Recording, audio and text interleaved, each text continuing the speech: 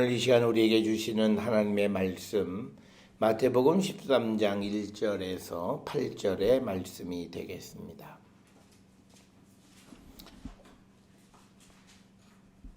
마태복음 13장 1절에서 8절의 말씀 한 목소리로 합독하시겠습니다.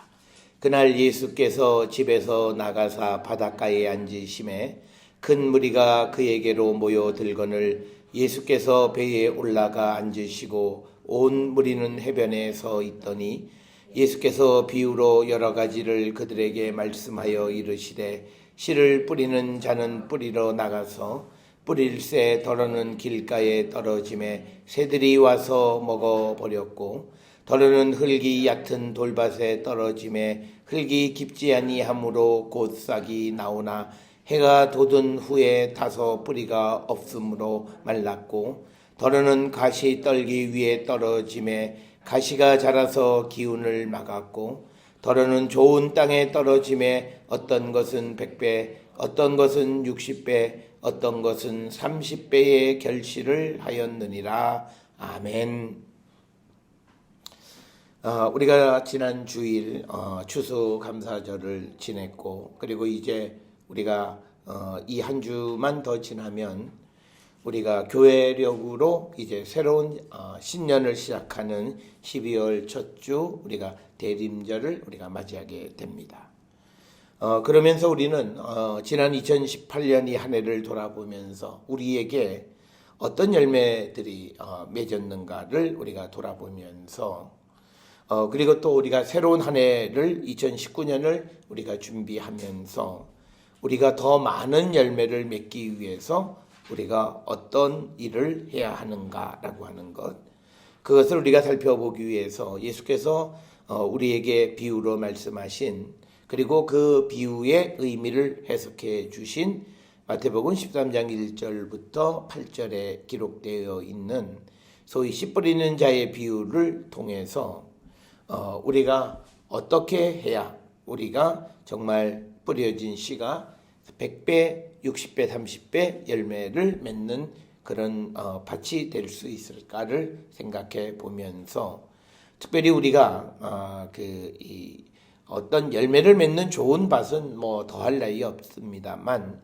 그러나 이제 씨가 뿌리를 내리지 못해서 새들이 쪼아먹는 밭의 문제점 그리고 또 뿌리가 얕아서 해가 돋으면 말라 죽어버리는 그런 밭의 문제점 그리고 가시 때문에 씨가 자라지 못하는 밭 이런 세 가지 밭의 문제점들을 통해서 우리의 모습을 돌아보고 우리가 그런 모습들을 개선해 나가면 우리도 좋은 밭이 되어서 100배, 60배, 30배 결실을 할 수 있는 자가 되지 않을까 해서 오늘 우리가 잘 아는 이 13장 1절부터 8절의 말씀을 통해서 좋은 밭 좋은 열매라고 하는 그런 제목으로 우리가 함께 말씀을 생각해 보고자 합니다.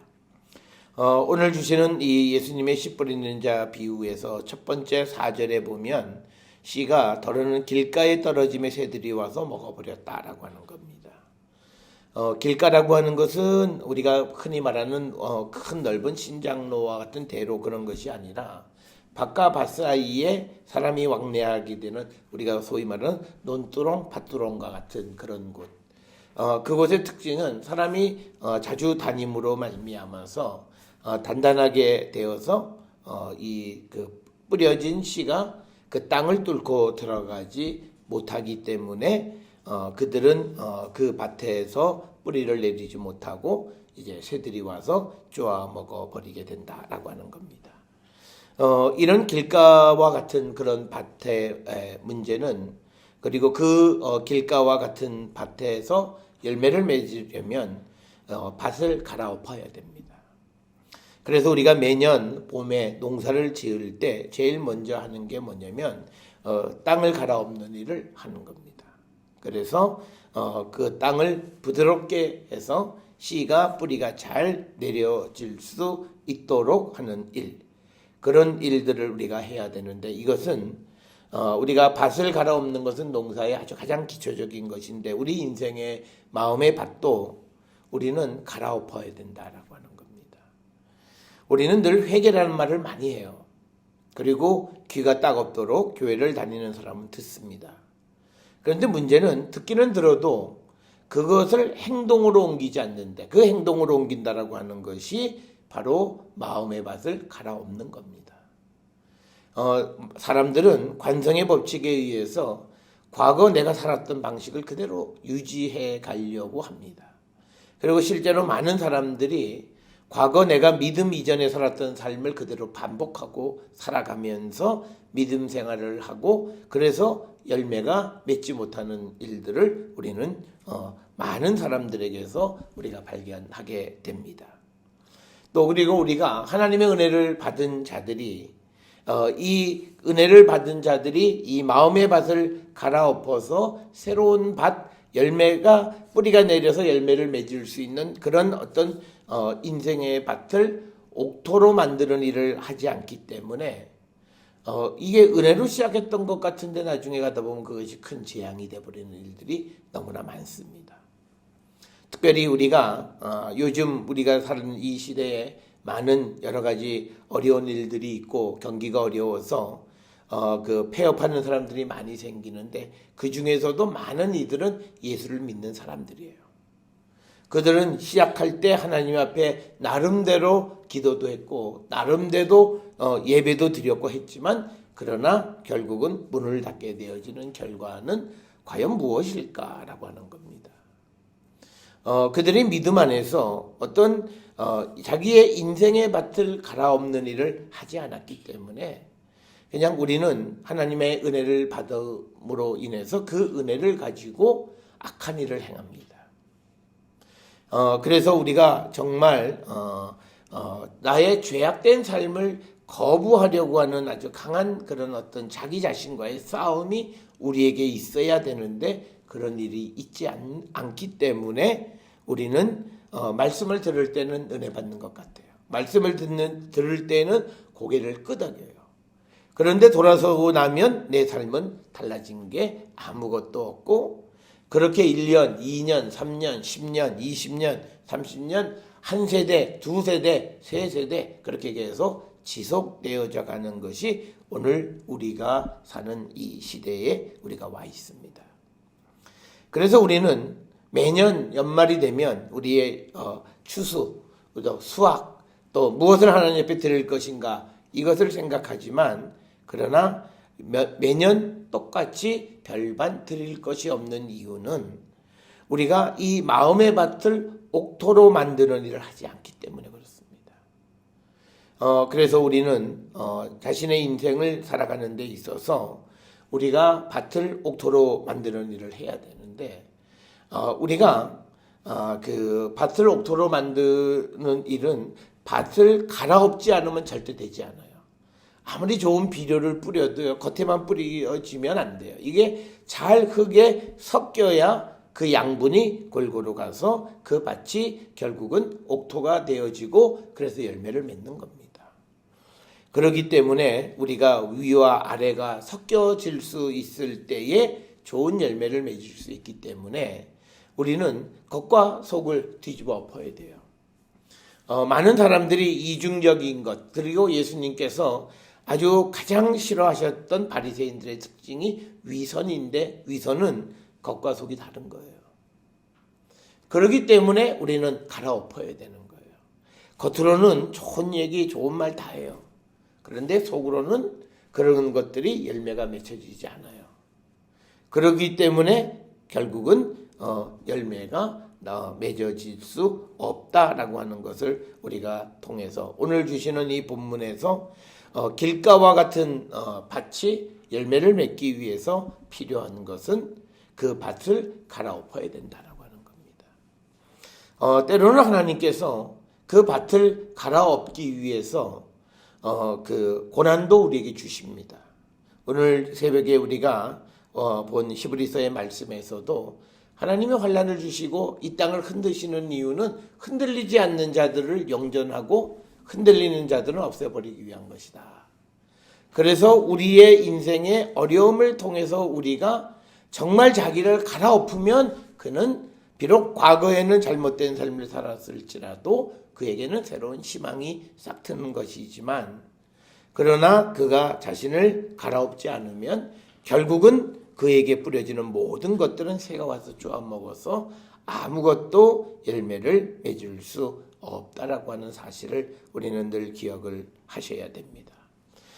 우리가 인생에 나쁜 습관 한번 들들여지면요, 그거 고치는 거 그렇게 쉽지가 않아요. 물론 그렇게 중요하지 않은 것이긴 하지만, 그러나 사람이 어떤 잘못된 습관이 하나 들여지면 그 습관 고치는 일이 굉장히 어렵다라고 하는 걸 우리는 너무나 잘 알고 있습니다.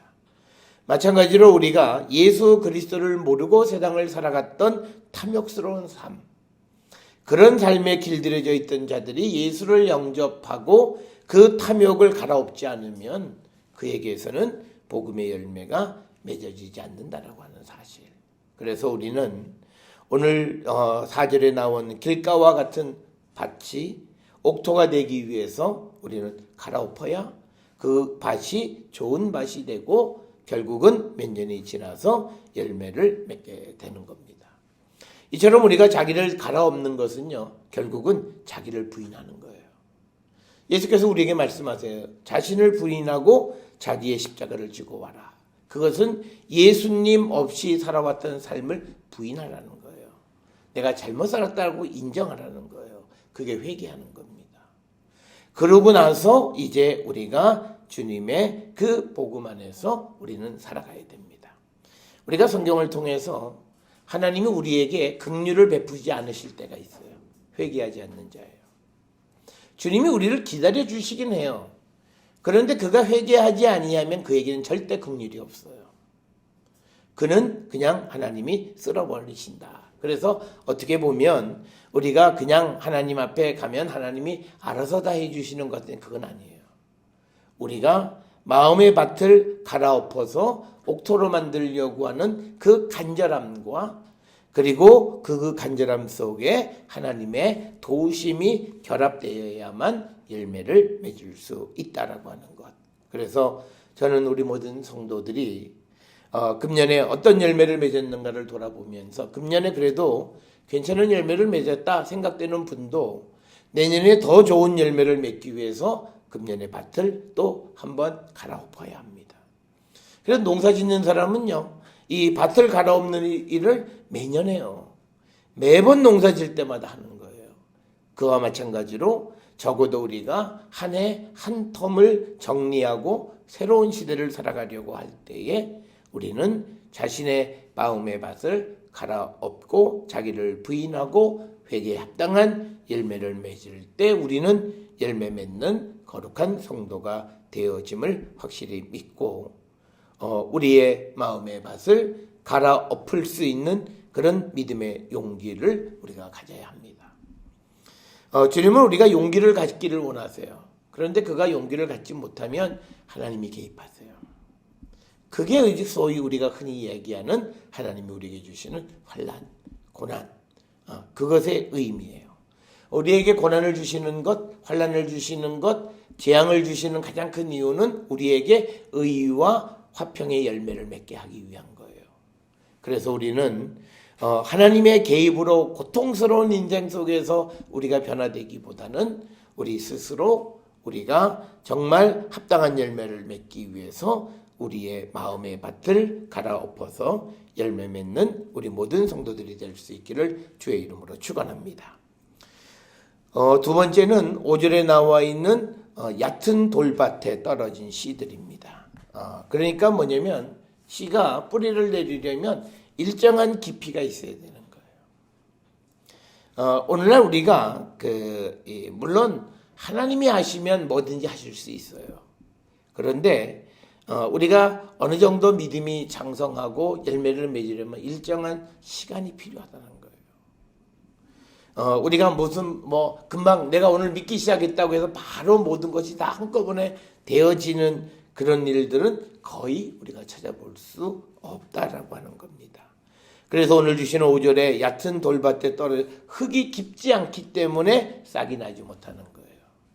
그렇기 때문에 우리가 깊이 있는 어느 정도의 깊이가 있는 삶, 깊이가 있는 신앙이 되어야만 거기에서 열매를 맺을 수 있다라고 하는 거예요. 우리 한국 사람들이 늘 말하는 우리가 이 장맛이라고 하는 것이 묵은 맛이에요. 그 장에서 우리가 묵은지는 아니 뭐 오늘 김치 담그고 내일 묵은지 나오는 거 아니잖아요. 어느 정도 몇 년, 1년, 2년 뭐 정한 기간 이상이 지나야 이것이 묵은지가 되고 그것이 삭아서 제맛을 내는 거고 장맛도 그렇고 뭐든지 다 그런 맛은 전부 다 기간이 필요하다. 그래서 신앙도 묵은 맛, 이 묵은 맛이라는 것이 무슨 옛날 그런 맛이라는 의미가 아니라 우리가 신앙의 열매를 맺기 위해서 어떤 일정한 자기 자신과의 싸움의 시간이 필요하다는 거예요. 그 기간 속에서 우리에게 믿음의 열매가 맺어질 수 있다라고 하는 겁니다. 우리는 너무나 뭐 금방 예수 믿기 시작해서 무슨 금방 성령 체험해서 마치 자기가 모든 걸 다 이룬 것 같은 그런 어떤 교만한 마음을 갖는 것이 아니라 우리가 늘 부족함을 하나님 앞에 자복하고 그리고 자기 자신을 말씀 안에서 돌아보고 성령 안에서 나를 돌아보면서 또 예수님의 삶을 우리가 옆에 견주어 보면서 우리의 모습, 우리의 삶이 어떤 모습인가를 바라보면서 깊이 있는 그런 믿음의 열매를 위해서 우리가 애쓰는 그리고 인고의 기간을 우리가 견뎌나가는 그런 믿음이 우리에게 필요하다는 거예요. 우리가 제일 답답한 사람이 그런 사람이야. 내가 정한 날만큼 회개 기도했으니까 나는 이제 새 사람이 됐어. 이런 사람들이 제일 문제예요. 내가 하나님이 우리의 죄를 용서해 주시지만 나는 그 나의 핸디캡 이것에 대해서 늘 우리가 조심하고 겸손한 자세를 가져야 되는 거예요. 마치 나는 이제 그거하고는 상관이 없다. 난 다 해결이 됐다. 이제 그렇게만 된다면요 무슨 얼마나 좋겠습니까? 신앙은 그렇게 되는 문제가 아니라는 거예요. 누가 한번 기도해 준다고 기도받고 모든 게 다 해결됐다? 그렇게 되어지는 것이 아니라는 거예요. 우리에게는 일정한 기간에 어떤 그 묵은 맛이 있어야 되고 그런 일정한 깊이가 되어야 그 복음의 씨앗이 뿌리가 내려져서 열매를 맺을 수 있는 거고 이 열매가 맺지 못하게 흙이 얕아지면 그것은 열매를 맺지 못. 그러니까 우리가 어느 정도 믿음이 장성하기 전까지는 계속 넘어지는 게 바로 그런 거예요. 은혜 받은 것 같지만 곧잘 넘어지는 거예요. 아직 깊이가 씨가 딱 뿌리를 박혀서 어떤 외적인 환경이 되더라도 영향을 받지 않을 만한 그런 믿음을 가져야 되는 거예요. 우리가 히브리서 12장에서 나와 있는 것처럼 하늘과 땅이 흔들려도 흔들리지 않는 자가 되어야 되는 거예요. 세상에 어떤 일이 벌어져도 내 믿음이 흔들리지 않는 자가 되어야 되는 거예요.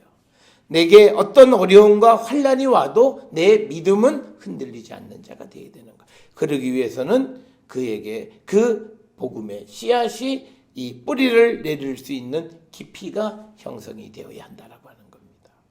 그래서 우리는 이 믿음의 삶이라는 것이요, 이것이 그냥 우리가 내가 정해놓은 내 뜻대로 되어지고 또 그리고 금방 어떻게 되어지는 것이 아니라 깊이 있게 되어지는 것이다. 우리가 살아가는 시대가 인스턴트 시대를 살아가고 또 그리고 IT 시대에 굉장히 아주 우리가 고속 시대를 살아가다 보니까 이게 모든 게 그냥 금방 되어지는 줄 알아요. 그건 절대 아니다는 겁니다.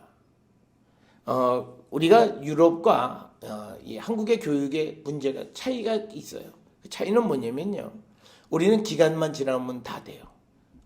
어떻든 3년 지나면 고졸, 또 4년 지나면 대졸, 또 2년 지나면 석사, 또 그리고 또 4년 지나면 박사. 그렇게 돼요. 그냥 지나면 가요. 근데 유럽이라고 하는 나라는 그게 아니에요.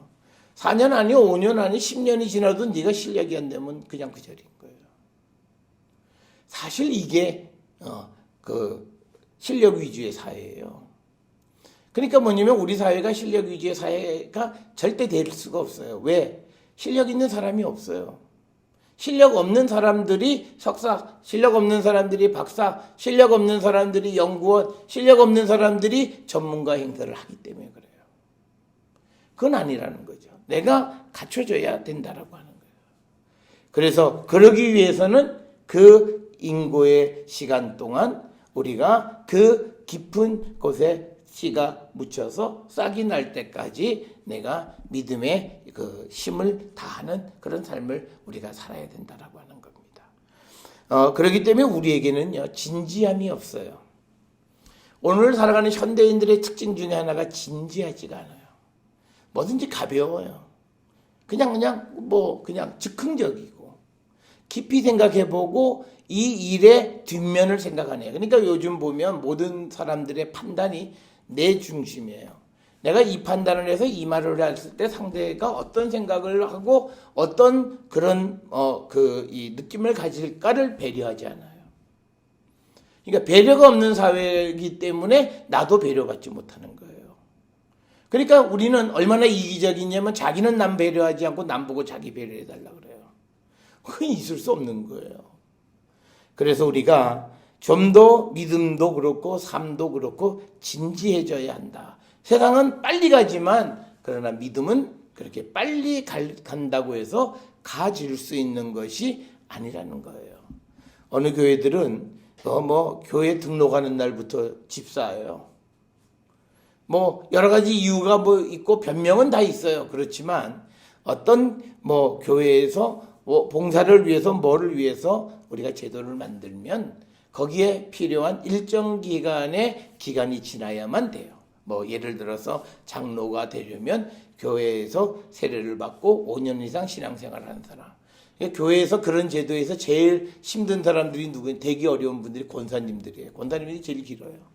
세례를 받고 그리고 최소 7년 이상 교회에서 봉사하신 분들 이 기간이 있는 거예요. 그러니까 이 기간을 지키지 않으니까 목사 그런데 목사가 목사 같지 않은 목사가 있는 거예요. 장로가 장로 같지 않은 장로들이 있는 거예요. 또 집사가 집사 같지 않은 집사들이 생기는 이유는 바로 우리가 깊지가 않은 거예요. 어느 정도의 기간이 필요하다는 거예요. 그래서 우리가 믿음의 열매를 맺으려면요, 인고의 시간이 필요합니다. 몇 년 우리가 열매 맺지 않을 수 있어요. 우리가 구약에 보면 이방인들이 살던 땅에 그 땅을 사면요, 또는 다른 사람이 땅을 사면 그 땅에서 첫째, 둘째, 셋째 해 동안의 수확은 다 버려요. 먹지도 않아요. 그리고 넷째 해 때에 그 수확을 하나님 앞에 드리고, 그리고 자기 몫은 비로소 5년째가 되어야 자기 몫이 돼요. 그러니까 내가 수요일을 가져도 5년이 지나야 내가 거기서부터 수익을 얻어요. 그런데 우리는요, 가게를 열고 사업을 하면요, 첫 달부터 이익부터 생각해요. 네가 얼마냐? 그러는 거예요. 그러니까 우리는 회사가 잘 돼도 1, 2년 잘 되다가 그냥 없어지는 회사도 많고, 그런데 외국은 보면 최소한 몇십 년, 몇백 년 된 그런 회사들이 수없이 많은 거예요.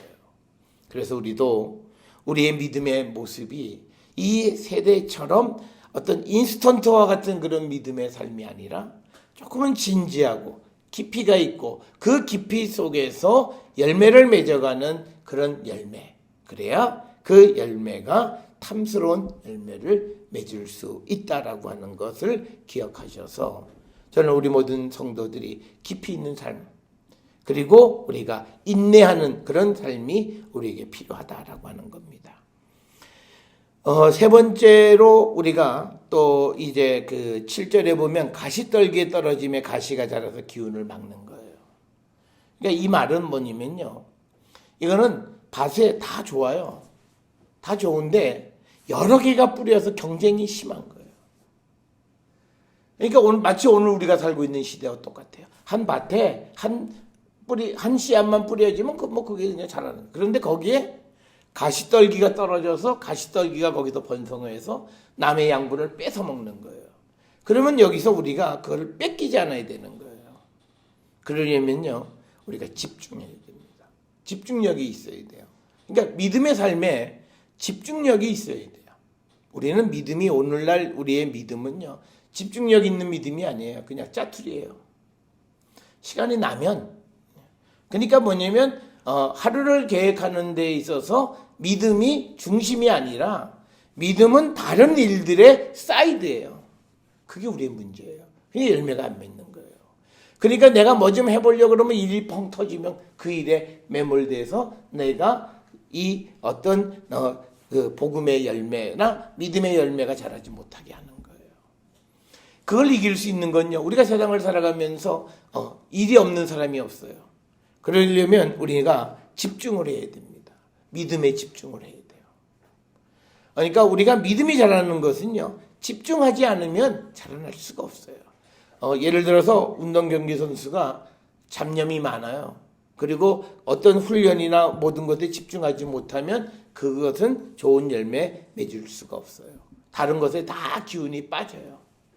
그래서 좋은 열매를 맺을 수가 없다라고 하는 거예요. 그래서 우리는 믿음의 열매를 맺기 위해서는요, 집중해서 내가 그 어떤 경쟁에서 내가 이길 수 있는 사람이 돼야 되는 거예요.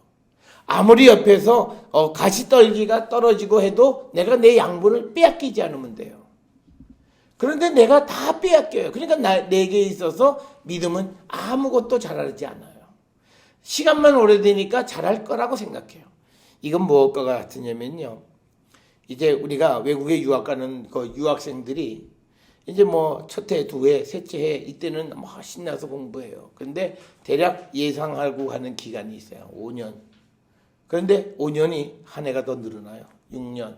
그래서 논문이 잘 안 돼요. 그럼 또 하나 7년. 그다음에 또 안 돼요. 그러면 8년. 그렇게 돼요.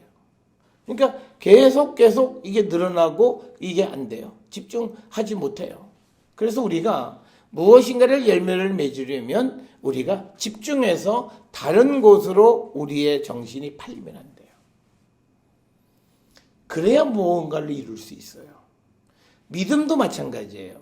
우리가 세상의 정신을 팔리면 믿음은 자라지 않아요. 그러니까 보세요. 우리가 참 아이러니하게 이게 좋은 사람이냐 나쁜 만남이냐는 것은요, 둘이 만나서 믿음을 이렇게 증진시키는 만남이 있고요, 만나서 믿음을 방해하는 믿음이 있어요. 그러면 그런 방해하는 믿음은 내가 가뜩이나 이게 뿌리가 약한데 자꾸 옆에서 다른 잡념 때문에 그가 결국은 집중할 수가 없어서 믿음은 열매를 맺지 않아요. 그래서 우리가 집중력 있는 삶을 우리가 살아야 되는데, 그러면 어떻게 우리가 집중력을 갖느냐? 그 일이 즐거워야 돼요. 우리가 즐거우면 그 일은 해요. 우리가 즐겁고 내가 기쁘면요, 시간 가는 줄 모르고 뭘 하잖아요. 우리가 내가 막 좋은 일을 내가 막 하고 싶었던 일 그거 할 때는 시간 가는 줄 몰라요. 게임에 미친 사람들은 게임하는데 시간 가는 줄 몰라요. 그래서 이 PC방 하는 사람들이 대부분 망하는 사람이 별로 없대요. 왜냐면 PC방에 들어가는 사람은 내가 1시간에 해야지, 1시간에 딱 끝나는 사람은 별로 없대요. 대부분 1시간에 해야지 보면 자기도 모르는 사이에 보면 벌써 2시간 지났고, 그렇게 왜? 거기에 기쁨이 있기 때문이에요. 그러니까 시간 가는 줄 몰라요. 그래서 우리가 집에서도 뭐 재밌는 거 막 보고 있는데 뭐 밥 먹어라 그래, 그거 머릿속에 안 들어와요. 내 지금 여기 너무 즐거운데. 그러니까 우리가 하나님 안에서 기쁨을 발견해야 집중할 수 있어요. 우리가 성경에서 하나님의 말씀, 예수 그리스도가 우리의 생명의 근원이고 내 기쁨의 근원이고 이런 말씀들을 많이 하는데, 그 말씀을 하는 이유가 뭐냐면 그렇게 해야 우리가 그 하나님에게 믿음에 우리가 집중할 수 있고, 그래야 열매를 맺을 수 있는 거예요.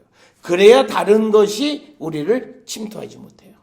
그래서 우리는 아무리 옆에서 가시가 있고 아무리 누군가가 나를 유혹한다고 해서 그 유혹에 넘어가지 않는 거예요.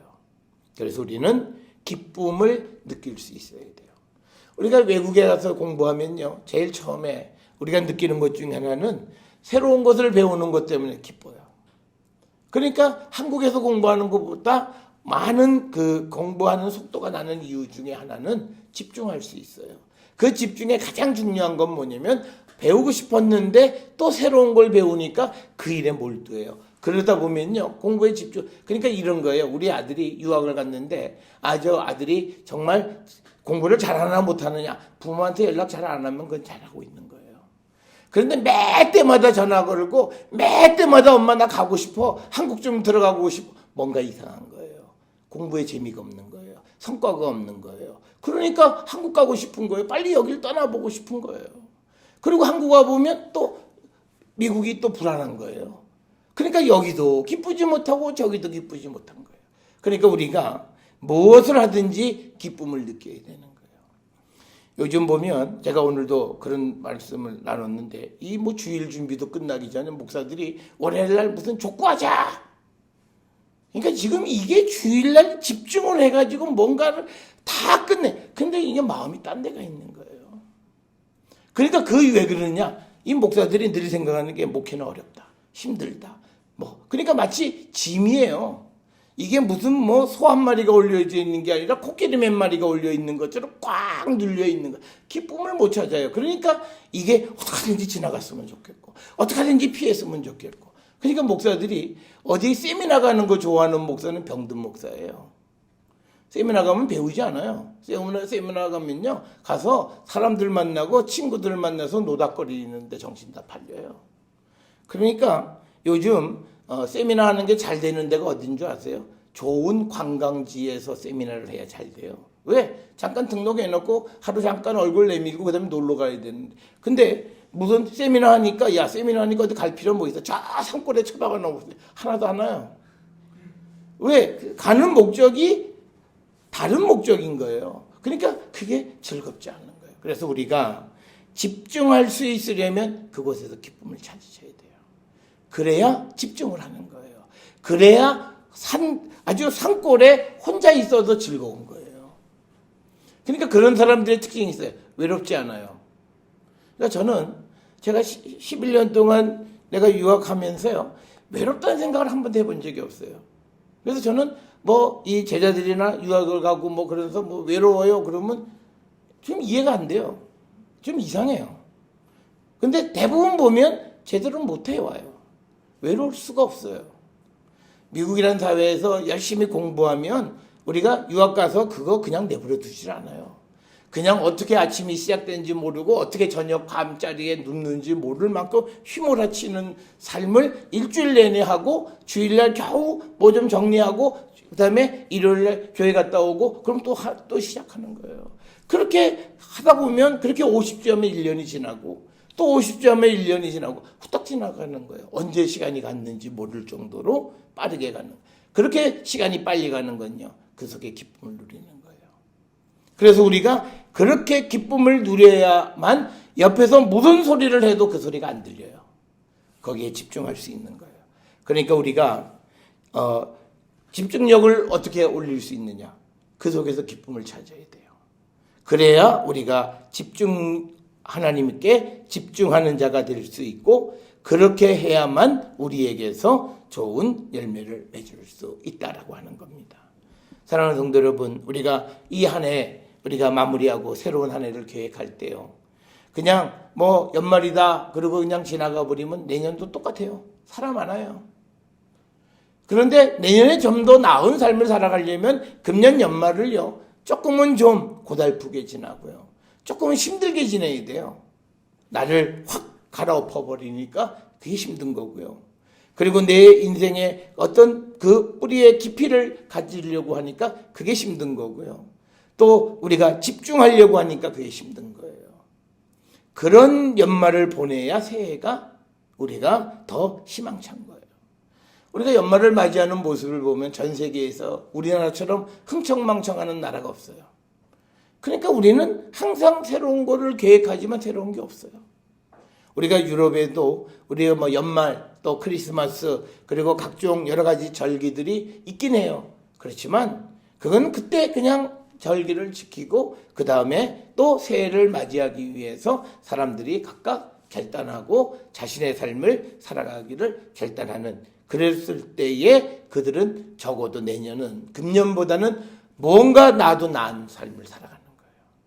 그런데 우리는 뒤돌아보면 그냥 작년보다 똑같거나 아니면 더 못한 일들이 많은 거예요. 그래서 우리가 특별히 믿음에 대해서, 우리는 한 해 한 해 더 지나가면 내가 믿음에 대해서는 익숙하다고 생각해서 별로 결단 안 해요. 그러면 안 돼요.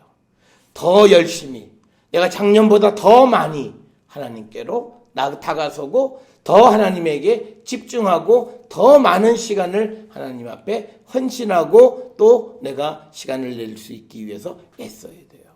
그래서 내가 내 계획을 계획하면서 내가 어떻게 하면 시간을 낼 수 있을까? 이걸 구상을 해야 되는 거예요. 그래야 우리의 삶에 좋은 땅으로 우리가 어느덧 바뀌어서 100배, 60배, 30배의 결실을 하는 자가 될 수 있고 하나님께 영광을 돌리는 자가 될 수 있다라고 하는 것. 그것을 기억하셔서 우리가 열매를 많이 맺지 않으면 우리는 예수의 제자가 아니에요. 그러니까 우리가 열매가 없는 자면 예수의 제자가 못 돼요. 그래서 우리는 또 우리가 맺어야 할 열매를 맺을 수 있는 정말 주님에게 인정받는 그런 주님의 일꾼들이 다 될 수 있기를 주의 이름으로 축원합니다.